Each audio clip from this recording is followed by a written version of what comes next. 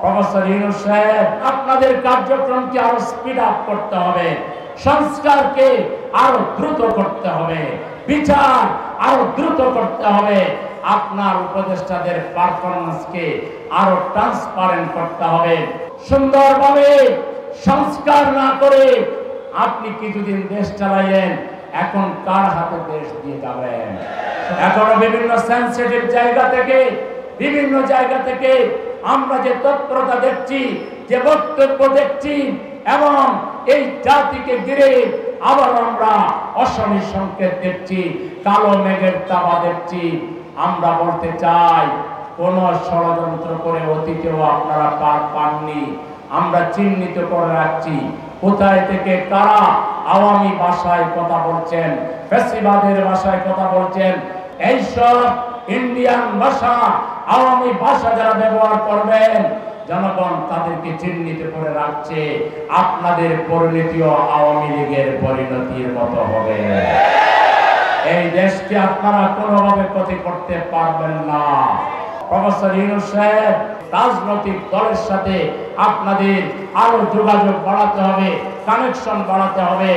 যে কোনো মূল্যে আপনার সরকারকে আরো মাজা সোজা করে দাঁড়িয়ে থেকে ষড়যন্ত্রকারী যেই হোক না কেন, দালাল যেই হোক না কেন, চোখ বুজে ওদেরকে গ্রেফতার করে জেলে পাঠাতে হবে।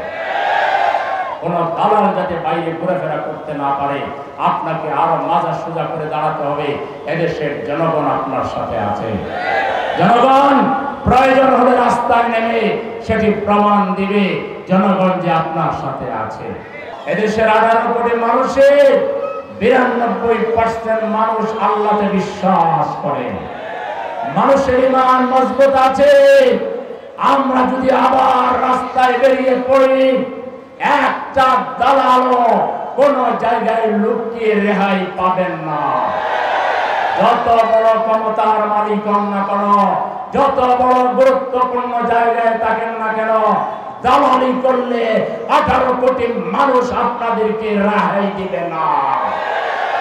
এজন্য জনগণকে আমরা আহ্বান জানাচ্ছি, জাতির বিরুদ্ধে, দেশের বিরুদ্ধে, ইসলামের বিরুদ্ধে, বাংলাদেশের বিরুদ্ধে নানা ইনিয়ে বিনিয়ে ষড়যন্ত্রের জাল যারা বিস্তার করছেন, তাদের বিরুদ্ধে একটাই মহৌষধ আছে, একটাই আমাদের কাছে ঔষধ আছে। সেই ঔষধের নাম হলো ইস্পাত প্রাচীর, ঐক্য। আজকে ঐক্যের বিরুদ্ধে যারাই কথা বলবে তারাই ভারতের দালাল, তারাই হায়না, তারাই আওয়ামী ফ্যাসিবাদের দূষর, তারাই তাদের এক্সটেনশন। এই দূষরদেরকে আমাদেরকে চিহ্নিত করে রাখতে হবে।